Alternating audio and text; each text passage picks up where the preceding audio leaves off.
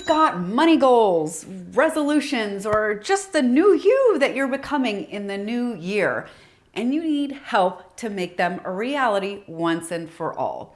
In this video, I'll share the 7 easy steps for setting financial goals that you'll actually stick with.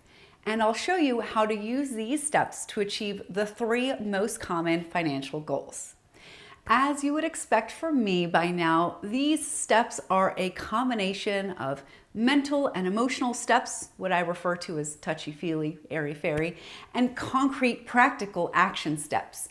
They're both equally important, so you'll need to really lean into the ones that don't come as naturally to you. So let's get started. We start in our heart. Step 1 is to reflect on your values and priorities for the year. Take some quiet time to yourself to get centered and grounded so you can consider what is truly important to you and what financial achievements align with your values rather than ego. This ensures that the goals you're committing to are really worthwhile to you on a deep, even spiritual level.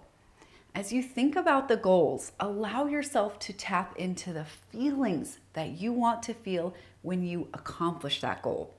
Think about all the ways it will benefit you, your life, and those you love. Sounds sappy, I know, but you probably already know that with any goal, what you're really after is the feeling it will give us rather than just the goal itself. And when you visualize a goal and get a taste of its benefits, which are the feelings, you're more inclined to stick with the goal because you've primed yourself for those feelings. You don't stay committed to a goal because it's just a good idea. It has to drop into your heart and nervous system. So that's part 1. Visualize the goal so well that you can actually feel yourself accomplishing it. Now we go from touchy-feely into a concrete step. Step 2 is to articulate the goal into something specific and measurable. In other words, something that can be broken down into steps or chunks. So instead of a vague goal like spending less so you can save more, specify a number and measure of time. For example, I will save $6,000 this year.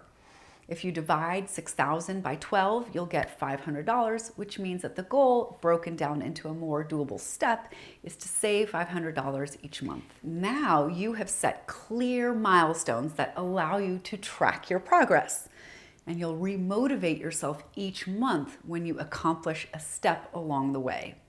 If you miss a step, let's say 1 month that you don't save anything at all, then you can tweak the goal by committing to save an additional $250 in the next 2 months so that you get back on track with the overall goal of saving $6,000 this year. Now we move from concrete back to touchy-feely land, but this is important, so do not skip this. Step 3 is to set your beliefs. These are super important, and there are several ones that you need. 1, you have to believe that you can attain the goal and each step along the way to achieving it. That means your goal has to be realistic to your own brain. If you get overly ambitious and you don't really believe that you can accomplish the goal, you're most likely to end up frustrated, discouraged, and ultimately give up. In addition to believing the goal can be accomplished, you need to believe in yourself that you possess the skills and capabilities to see the goal through to the end. You need to believe that you deserve the achievement, and you need to believe that you are worthy of the goal and its benefits. All of these beliefs are super important components of creating a goal that sticks. Otherwise, as time goes on, or if any obstacle arises, you might just say, you know what, forget it. I can't do it, and it's not worth it anyway. Sound familiar? All right, so now we go back from touchy-feely to a very grounded place. Step 4 is to create your budget for the new year that incorporates your goal into it. That could mean that the goal gets its own budget category, or if it fits into a category you already have, that you budget enough money for that category to fulfill your goals. It will also mean adjusting the other budget categories so that the total you spend each month doesn't exceed your income.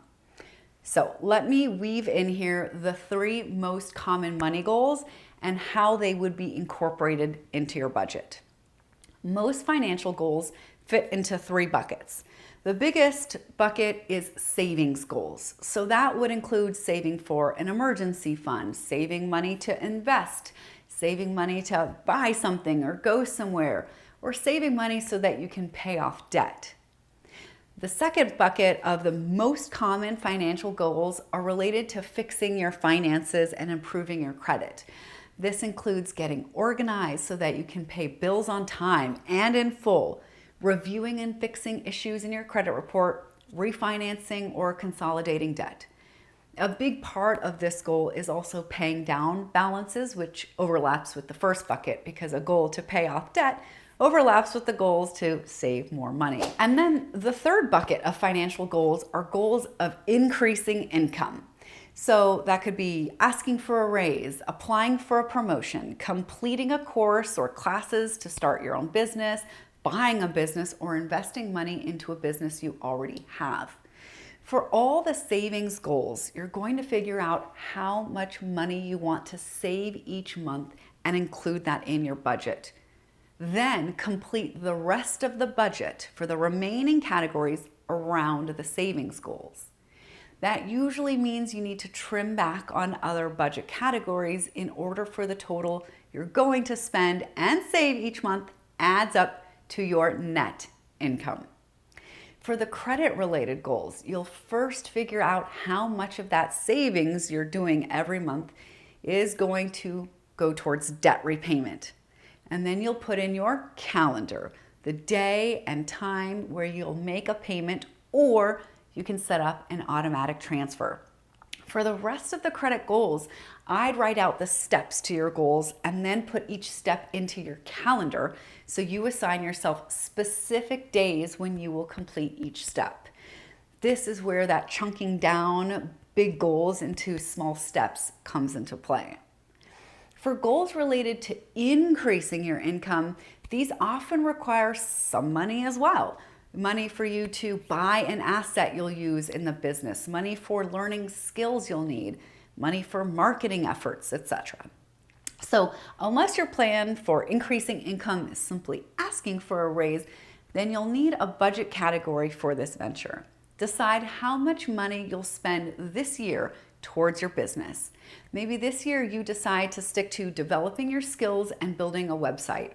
Let's say you figure out that the course you'll take and the website you want will cost a total of $3,600. So divide $3,600 by 12 and you'll get $300. So allocate $300 per month in your budget for this category. You may need to adjust the rest of your budget so that the total of your monthly spending and savings doesn't exceed your monthly net income. Once you set your budget, the next step, step 5, is to plan for tracking. This is incredibly important, so stay with me here.